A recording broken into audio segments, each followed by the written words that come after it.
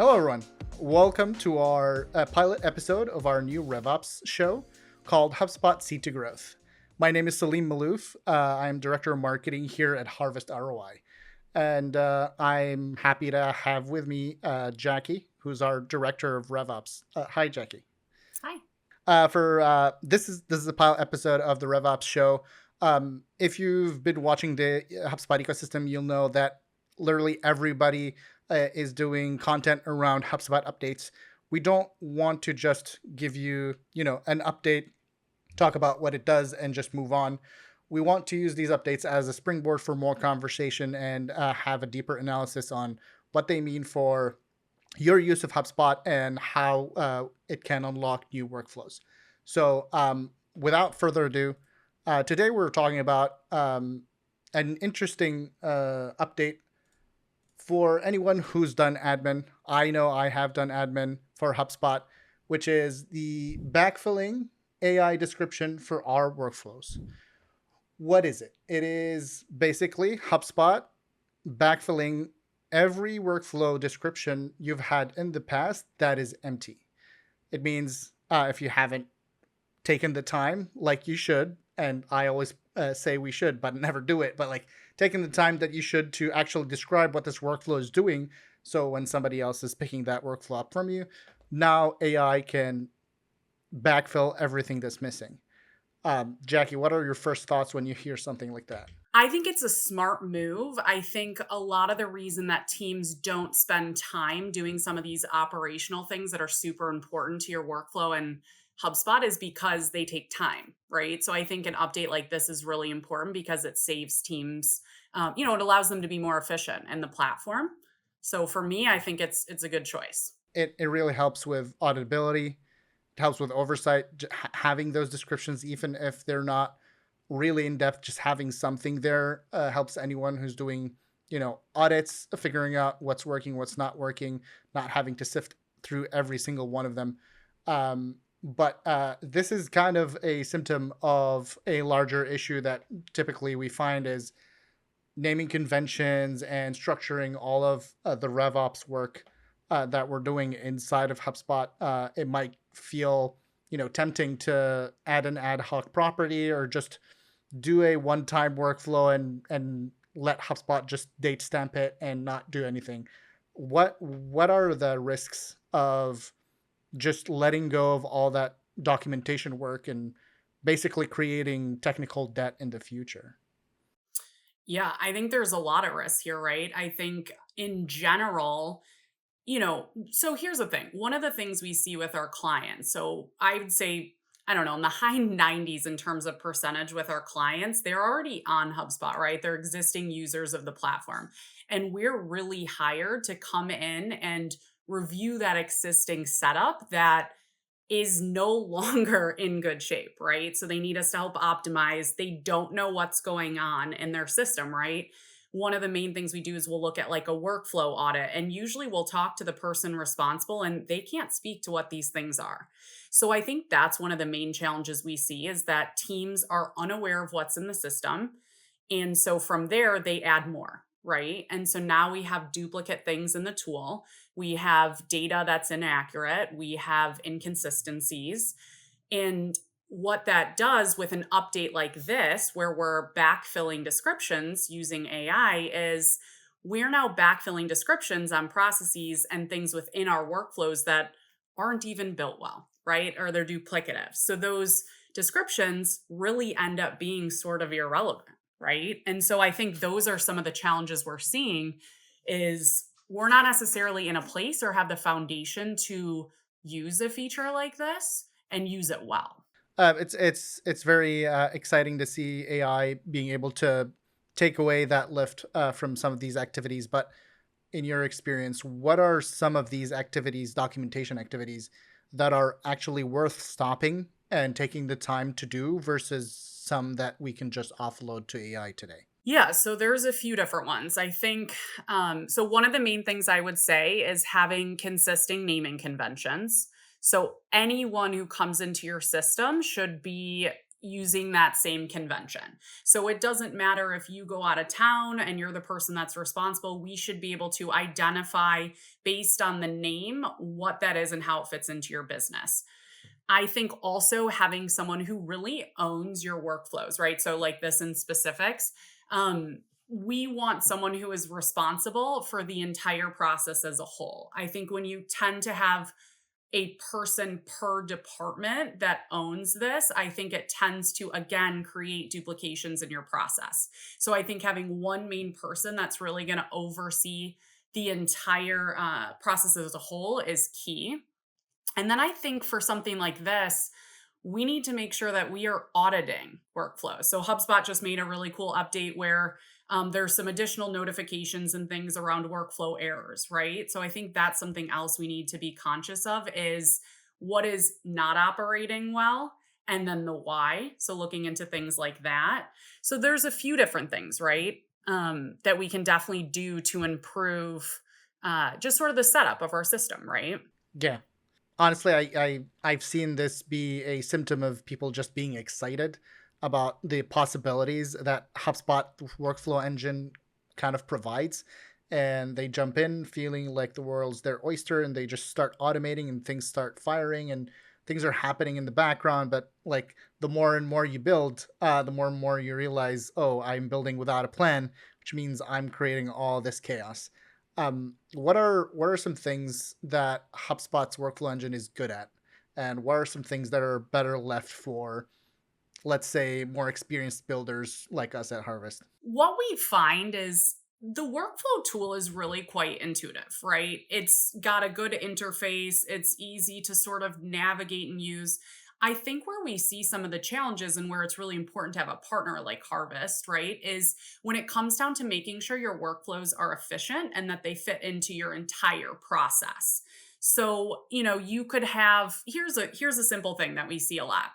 So in HubSpot, if you are using branching logic, it's going to go left to right. So if the person meets that very left branch, they're going to go down that funnel, right? If not, they're going to keep going to that next branch and so on and so forth. However, there might be a time someone could qualify for two branches, right? So there's simple things where it really takes a knowledge of the different nuances and the way that HubSpot operates and how their sort of actions within the workflow are important. So that's why I think it's really important to have a partner who knows about all those little things, right? Because we live and breathe this tool, HubSpot, every day for all different clients in all different industries. So we've seen it all, right? And the things we haven't seen, we have such a large team of really intelligent individuals who work together and can collaborate and figure out what is the best way to do this or what's the most efficient way to do this. So I think that's part of the value in having a team member, like a partner when you're doing this, right? I guess that's kind of the downside of having an intuitive, easy to use platform that you feel Yeah. like an expert just by dragging a couple of actions and feeling like, oh, I don't need a professional until you do. But Right. uh, we're glad that HubSpot is focusing on quality of life updates. Speaking of quality of life, I feel like every time I talk to a salesperson, their quality of life is in shambles. They're always rushing. They're always overworked. You feel like they never have time to breathe. That's why it's really exciting to see the sales workspace inside of Sales Hub get a lot of interesting updates, which we're going to highlight a couple here. But uh, the first one is the sales workspaces can now embed specific dashboards. You don't have to leave your sales workspace now to check a specific dashboard. All you have to do is just go into the next tab and you have any single dashboard that you might want to be looking at all times. It's just one, not every single dashboard, but at least it gives us some flexibility on building specific dashboards for sales teams that need to keep tabs on them. Jacquie, I know we've implemented the sales workspace for a lot of our clients. How has that workspace been received by clients, and what are the common things that they like about it, and what are the things or common feature requests basically that they seem to share with you? Yeah, I'm really loving the sales workspace. We've rolled it out for a ton of clients. We've rolled it out internally, right, with our team here at Harvest as well. Um, I've heard wonderful things about it. I've used it myself a lot. I think uh, being able to move everything that you do in your day to day operations into one space is so important. If you look at sales teams, I think there's a few different things that are important to them, right? They want to hit quota. That's the main one. They need actionable data to do so, and they want their workflow, their process to be as simple and straightforward as possible.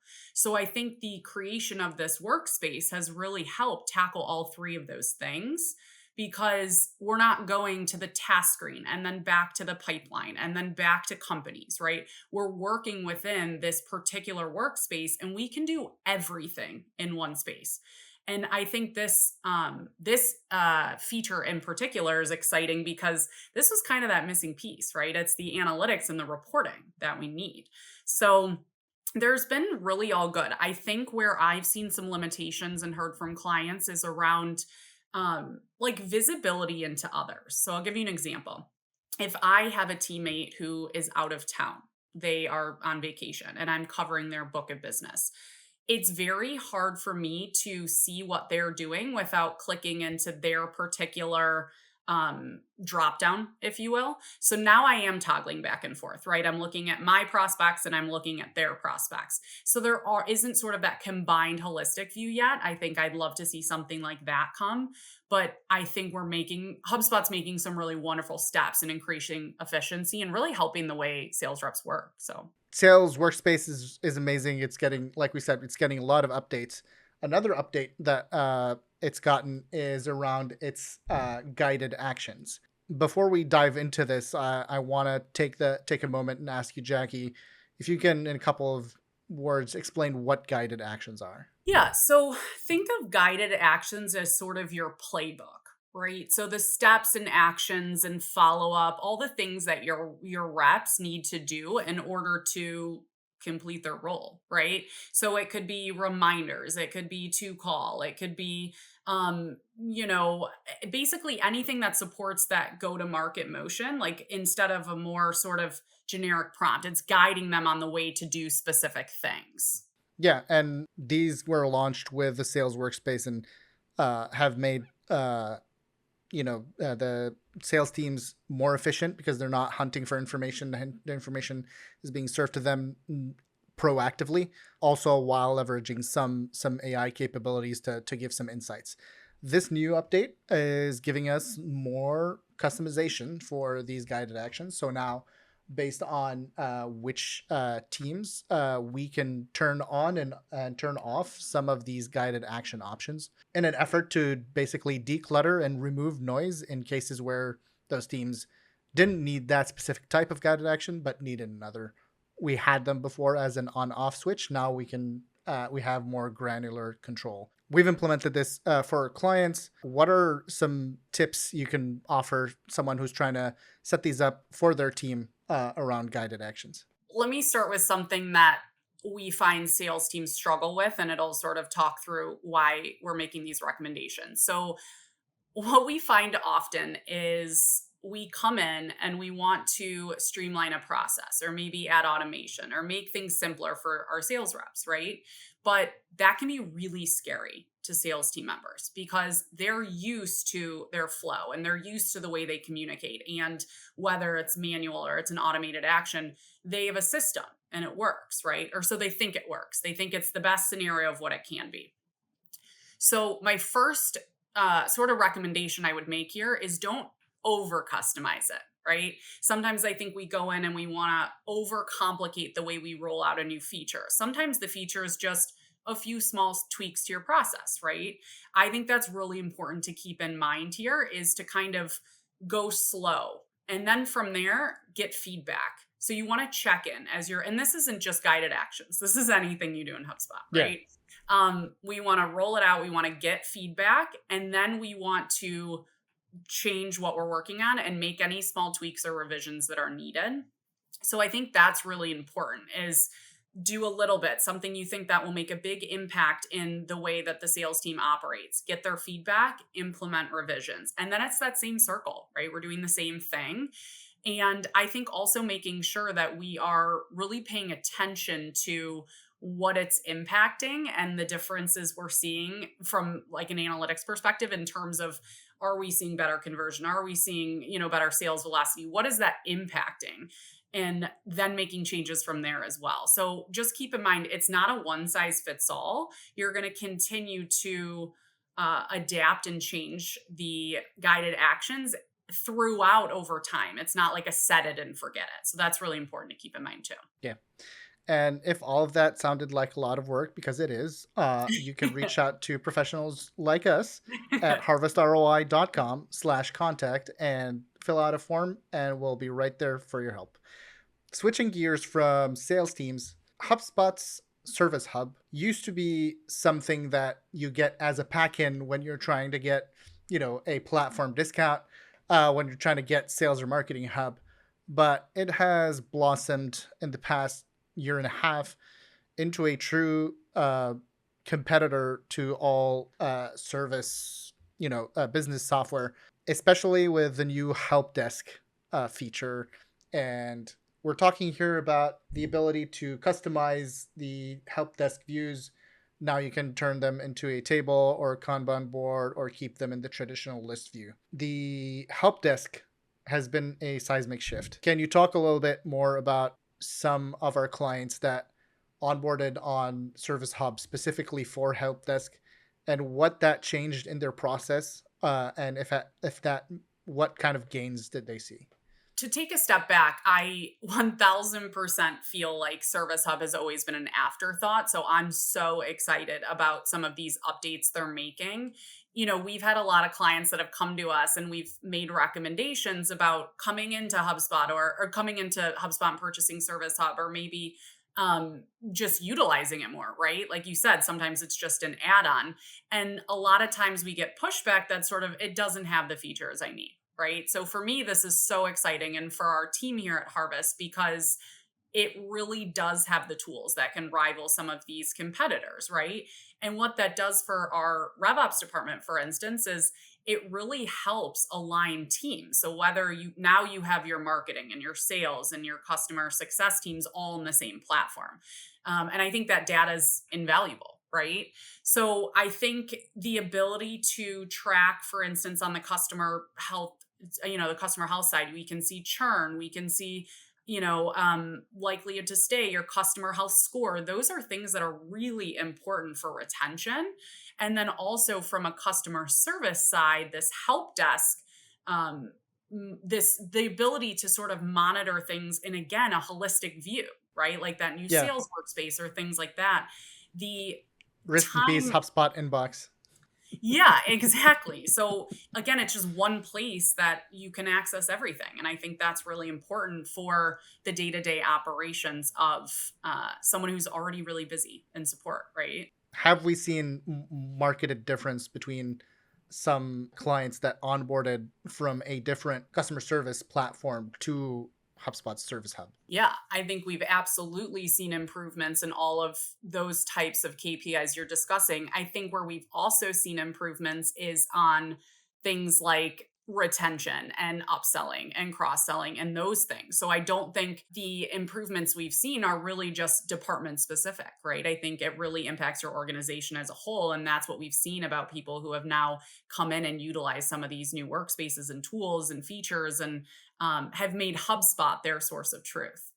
Would you attribute that to the deep integration between all of the hubs in HubSpot and the fact that the smart CRM is the foundation of all the other tools versus, a disconnected platform that you would need to have a custom integration with the CRM in order to have that full context? Yeah, absolutely. I mean, not only is it a wonderful place to see the full customer journey, right? And have all of the sort of information about it, but it also is it's more cost effective, right? You're in one tool versus many. You're not paying to keep up integrations between different platforms, and you're really enabling your team to have full visibility. I mean, you can't. It's a huge impact on process and being able to best support your client or your prospect or whatever it is, right? Another update, which is not really something new to the system, but it's more of a sunset that might be impactful to a lot of people out there.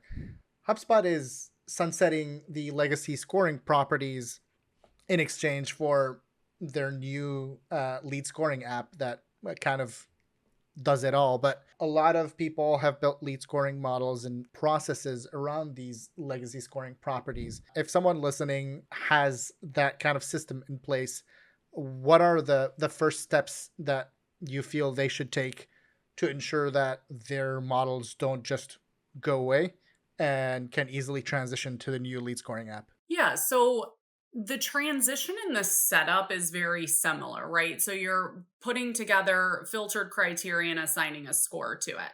I think where this new model is really elevated is you can have an engagement score, you can have a fit score, or you can have a combined score. And then there's some added functionality, right? So there's like the ability to decay your score over time. There's different ways you can organize and build out like the threshold for a qualified contact, right? So I think the first step in sunsetting this legacy scoring property is, what do I have in place now? And is this the score that I want to take and set up in this new model? And more often than not, we find that clients aren't updating their score. So this is a part of HubSpot that set it and forget it, right? And this is again something you need to iterate all the time. So I think first going through all of your criteria and seeing what's still relevant, what are we missing. We really need to get in a room with your sales and marketing teams and talk through sort of what those criteria should be, and then transferring it over to the new model. And the cool thing about doing this is that the new model is setting up a totally separate property. So you can leave on your legacy version until obviously it sunsets and compare it to scoring in your new model and start tweaking and playing with it. It's not overriding anything. Like, you're still going to have that historic data in the interim. So I think that's really important to keep in mind too, that get in there and start playing today, because there is a little adjustment, right? It's going to, and soon enough, it'll be completely gone. So it's important to get that new one stood up. In your opinion, if they were not really getting a lot of benefits, or like that scoring model that they've built on these legacy properties was not truly working for them, do you see a benefit in trying to migrate that into the new app? Or do you think they are better off starting from scratch and rethinking their scoring model in the new app and trying to avoid, doing a one-to-one transition? I think it depends on who stood up the original version. So a lot of times someone has played around in HubSpot and put something in there, and maybe it's not super valuable. If you didn't have a meeting with your sales and marketing leaders and really talk through what that criteria should be, I probably wouldn't even touch what's in there. So I think you just need to think about who the audience was originally and the creator of that score, and how valuable your sales reps have found it, right? In terms of the leads that are being sent to them. Are they qualified? Are they the right fit? If you're seeing all those kinds of challenges, start from scratch. One last thing, given that these are properties that we could use in workflows, are there some workflow actions that we could do with these legacy properties that we cannot do with scores anymore, or is there feature parity? I actually think the new scoring feature is more substantial than the legacy scoring property. So right now, one of the issues with the legacy model is that it's really hard to get very specific data sometimes to pull in terms of criteria. So what people end up doing is building a bunch of lists and using that as your criteria. If you are added to this list, score 30 points, whatever that looks like. The new model has a lot more capabilities in terms of drilling down, whether it's how many times you visited a page, the date range you visited a page, for instance, right? So it gives you a little bit more specifics to play with. So everything lives in one place. You're not looking at setting score through workflow, setting score in a list, and updating criteria in a property. It's all in one hub. And I think that's what made it really simple. And it's a really wonderful new tool. I like it a lot. I know the new scoring app is not just limited to contacts and companies. And I know with HubSpot rolling out, name changes and a lot of ability to kind of customize a lot of the records. What are some like out of the box use cases you've seen for this new scoring app beyond, scoring leads or checking health of a company inside of Service Hub? For scoring, I mean, I think you can do churn, you can have a churn score, right? So churn risk as a score. I think that's a really important one. You said customer health, so yeah, that's always important. I would say those are the big ones. Like that churn risk, I think is a critical one for organizations that has really not been tapped into a ton. And I think HubSpot with some of these new service hub features are really allowing teams to better see that risk and see where they really need to step in and touch clients along the way to make sure that they do continue doing business with them. I'm interested in seeing what our team can cook up with the new updates that allows us to do scoring for custom object using Service Hub. Because I like in my head, I see like fleet management applications. Like if you have a custom object for a truck, for example, and a fleet, and you can based on maintenance records figure out like which truck needs to be decommissioned, or which truck needs to check out into maintenance, or whatever it may be. Just excited for the applications that we might be seeing. Yeah, absolutely. Same. Jacquie, this has been fun, and this is the last update that we're going to be talking about. Improved card library for CRM customization. If you don't know what CRM cards are, this might sound like gibberish, but honestly, CRM cards kind of changed how we interact with the HubSpot CRM, kind of made it into the robust CRM we know today. If someone hasn't touched these cards before, can you quickly explain it to them what these cards are and why I look like I'm really excited about it? You're doing a great job looking excited. Yeah, so the cards are just a visual way to view your data and really the key data that's most important to you. So this is a great use case to, if you're looking at sort of the screen here, we have overview, we have activities, you get a few different cards that are default, right? But I think the power of HubSpot is the ability to really customize anything. So this update in particular is awesome because you have better visualization of what that could look like in terms of a card. I think, a partner like us at Harvest, we can tinker all day. We can click in and we can toy around with what we think would be most useful. I think from a user perspective, it's really helpful to have a visual to see the type of data and how it's going to be organized. And these different cards here can be used for anything. They can have specific information about a connected app. They can have specific data points that are most crucial to the way you process information, right? So there's a lot of cool use cases that you can set up here in order to have exactly what you need at your fingertips throughout your process. Are there any use cases that come to mind that we've implemented for our clients that really changed the way they interact with the CRM? I think we've done some sort of customization in terms of associations. So, you have your default associations between objects and HubSpot, right? So we might have, our company to contact association, but I think there's always those external data points that are really important. So an example of one could be if I'm on a company record and I want to see all of the applicants who've applied to work at this company, right? I could see that on an individual card and I could have a little bit of information into that. So I think it's a way to surface data that's really important without having to scroll down on different sides and making sure that it's really prominent in your day to day. And I won't get started around UI extension cards because those are a whole different beast. I look forward to chatting with Brennan and talking about one of the fun demos that he's built. The Pokemon Pokedex card that he's built.